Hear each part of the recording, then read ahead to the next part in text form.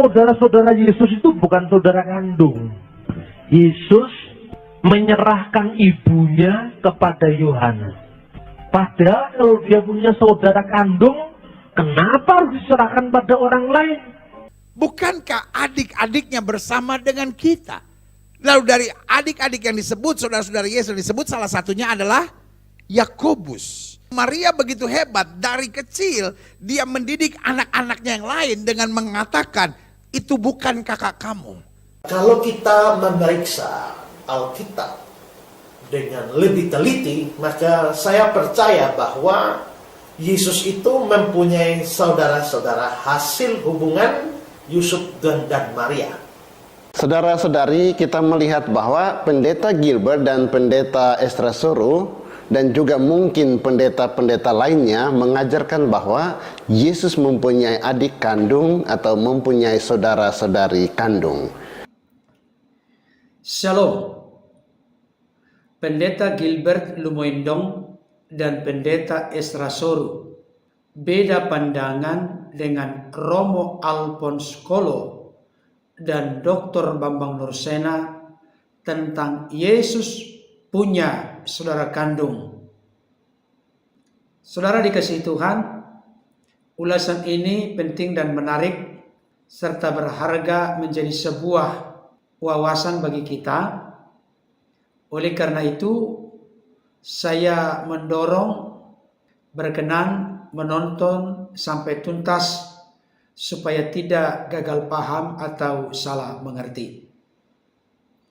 Pertama-tama kita akan menyaksikan penjelasan dari pendeta Gilbert Lumoindong. Orang banyak berkata, bukankah dia anak Yusuf dan Maria? Bukankah adik-adiknya bersama dengan kita? Lalu dari adik-adik yang disebut, saudara-saudara Yesus disebut, salah satunya adalah Yakobus. Siapa Yakobus? Yakobus adalah penulis surat Yakobus dalam Alkitab.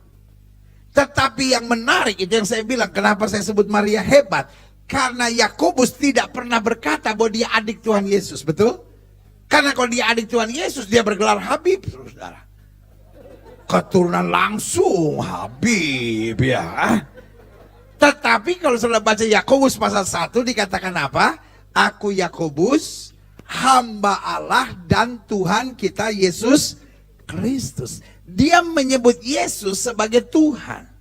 Berarti Maria begitu hebat, dari kecil dia mendidik anak-anaknya yang lain dengan mengatakan, itu bukan kakak kamu, tetapi itu adalah kesempatan Tuhan bagiku untuk melahirkan Allah yang menjadi sama dengan manusia. Karena itu Yakobus tidak pernah berkata itulah kakakku. Berikutnya, mari kita menyimak ulasan dan penjabaran dari hambanya pendeta Estrasoro berikut ini. Kalau kita memeriksa Alkitab dengan lebih teliti, maka saya percaya bahwa Yesus itu mempunyai saudara-saudara hasil hubungan Yusuf dan Maria.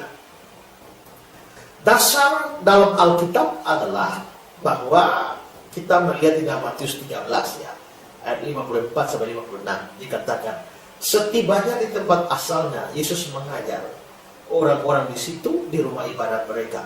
Maka takjublah mereka dan berkata, dari mana diperolehnya hikmat dan kuasa mengadakan mujizat itu? Ayat 55. Bukankah ia ini anak tukang kayu? Bukankah ibunya bernama Maria? Saudara-saudaranya Yakobus, Yusuf, Simon, dan Yudas. Dan bukankah saudara-saudaranya perempuan semuanya ada bersama kita? Jadi dari mana diperoleh semuanya itu? Di sini bukan hanya dikatakan bahwa Yesus punya saudara, laki-laki dan perempuan, tapi yang laki-lakinya dikasih nama Yakobus, Yusuf, Simon, dan Yudas. Alkitab memang mencatat bahwa Yesus mempunyai saudara-saudara. Baik Bapak Ibu Saudara, setelah kita tadi menyimak dan mendengarkan penjelasan dari pendeta Gilbert Lumoindong sekaligus pembahasan dari pendeta Estrasoro, saat ini kita akan menyimak secara teliti penjelasan dari Romo Alphonse Kolo berikut ini. Saudara-saudari, kita melihat bahwa pendeta Gilbert dan pendeta Estrasoro dan juga mungkin pendeta-pendeta lainnya mengajarkan bahwa Yesus mempunyai adik kandung atau mempunyai saudara-saudari kandung. Jadi menurut pendeta Gilbert Lumendong dan pendeta Estrasoro, Bunda Maria selain mengandung dan melahirkan Yesus yang dikandung dari Roh Kudus, Bunda Maria juga mempunyai anak kandung dari hasil hubungan seksual dengan Yusuf. Teks-teks yang dikutip oleh pendeta Gilbert Lumendong dan pendeta Estrasoro untuk membenarkan ajarannya adalah teks-teks ini. Pertama, Matius bab 13 ayat 55. Bukankah ia ini anak tukang kayu? Bukankah ibunya bernama Maria dan saudara-saudaranya Yakobus, Yusuf, Simon, dan Yudas? Dan bukankah saudara-saudaranya perempuan semuanya ada bersama kita? Teks yang lain, Markus bab 3 ayat 31. Lalu datanglah ibu dan saudara-saudara Yesus. Juga dari Galatia bab 1 ayat 19. Tetapi aku, yaitu Paulus, tidak melihat seorang pun dari rasul-rasul lain kecuali Yakobus, saudara Tuhan Yesus. Dari teks-teks ini, pendeta Gilbert Lumendong dan pendeta Estrasoro dan gereja-gereja Kristen non-Katolik atau Protestan berkesimpulan bahwa Yesus mempunyai saudara-saudari kandung. Konsekuensinya, Maria itu tidak tetap perawan sebab ia melahirkan anak-anak lain selain Yesus dari hubungan biologis dengan Yusuf. Soal keperawanan Maria bisa kita bahas pada kesempatan lain. Gereja Katolik mengatakan atau mengajarkan bahwa Yesus tidak mempunyai adik atau saudara kandung. Bunda Maria hanya mempunyai satu anak, yaitu Yesus yang dikandung dari Roh Kudus. Berikut penjelasannya. Perlu diketahui bahwa bagi orang Yahudi dan juga orang Timur pada umumnya, pengertian saudara itu bisa sempit, bisa juga amat luas. Baik kata Ibrani ak maupun terjemahan Yunaninya adelphos dapat mempunyai macam-macam arti. Pertama, saudara kandung. Misalnya, Kain adalah saudara atau adik Habel dalam kitab Kejadian bab 4 ayat 2. Yang kedua, bisa berarti saudara tiri. Misalnya, Raja Filipus adalah saudara tiri Raja Herodes dalam Markus bab 6 ayat 17 sampai 18. Yang ketiga, sanak keluarga atau kerabat.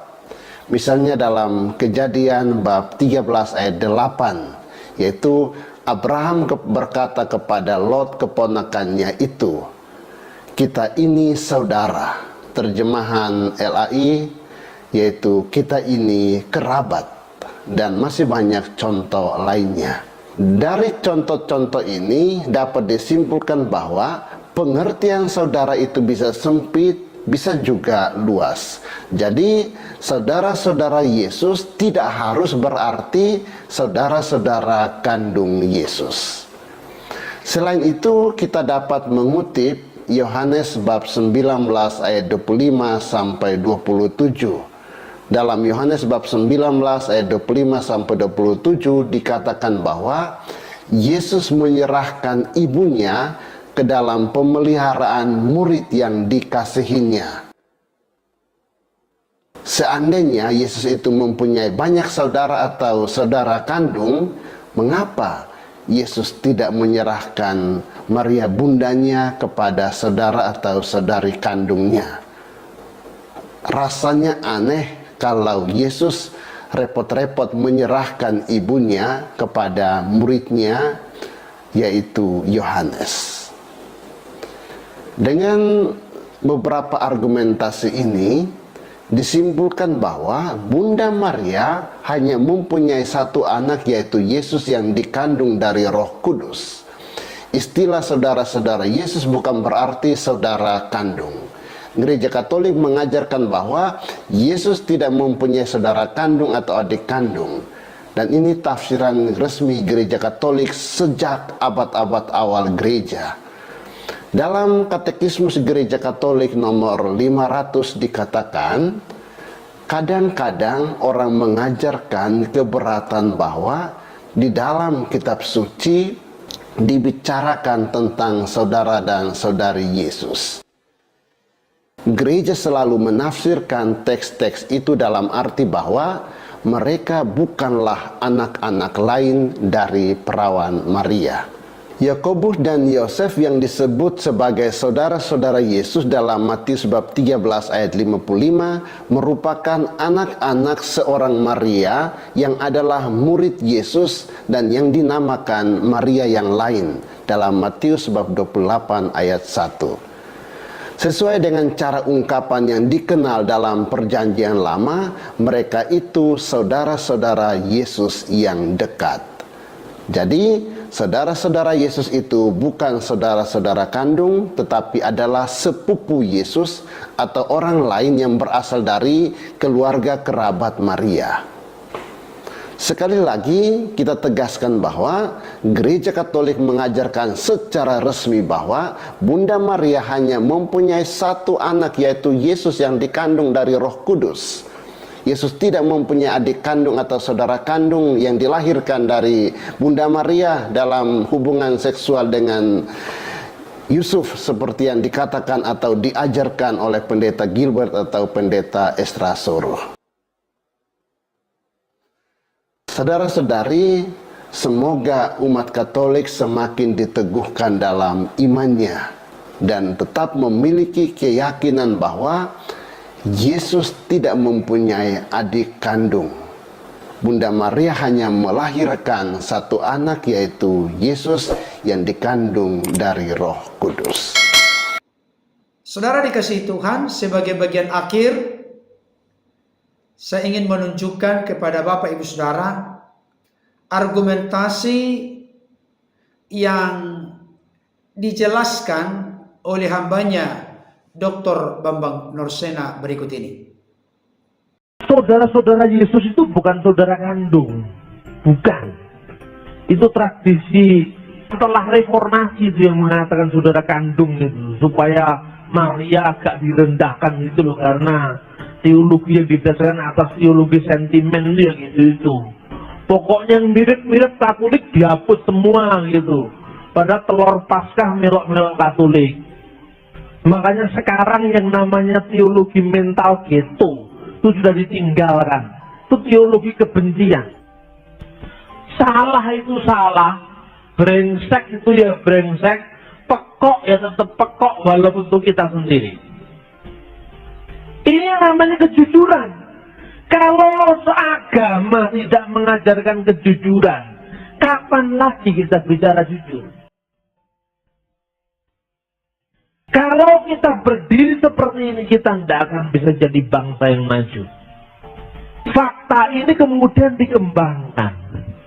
Yesus menyerahkan ibunya kepada Yohanes. Padahal kalau dia punya saudara kandung, kenapa harus diserahkan pada orang lain?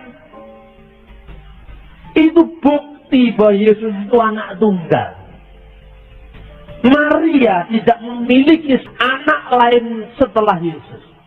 Saksinya sekarang adalah Golden Gate, pintu gerbang emas di Yerusalem, yang sampai sekarang tertutup, tidak dibuka.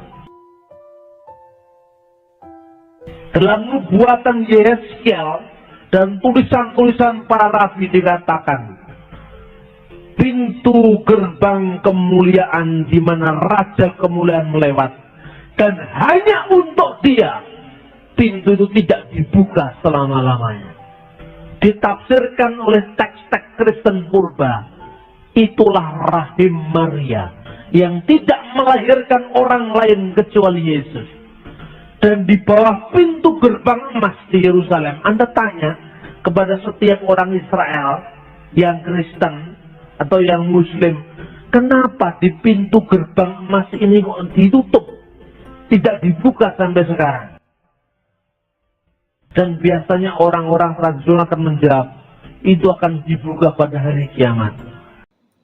Baik Bapak Ibu Saudara, dalam konteks ini saya tidak lagi membahas ulang apa yang menjadi pemikiran, pendapat dari Pendeta Gilbert Lumoindong, Pendeta Ezra Soru, Romo Alphonse Kolo, dan juga penjelasan dari Dr. Bambang Norsena.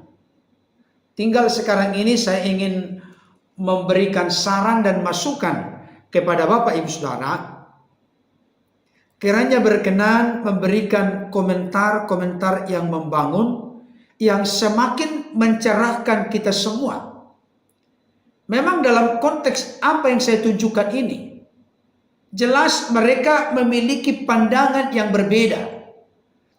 Pendeta Gilbert Lumoindong dan Pendeta Ezra Soru berbeda pengertian pemahaman mereka dengan Romo Alphonse Kolo dan Dr. Bambang Norsena. Yang sangat unik dan menarik adalah mereka selalu mendasarkan argumentasinya tetap bertitik tolak dari Alkitab. Itu sebabnya Bapak Ibu Saudara, ketika tadi kita melihat penjelasan Pendeta Gilbert dan juga Pendeta Ezra Soru, juga mereka bertitik tolak dari Alkitab.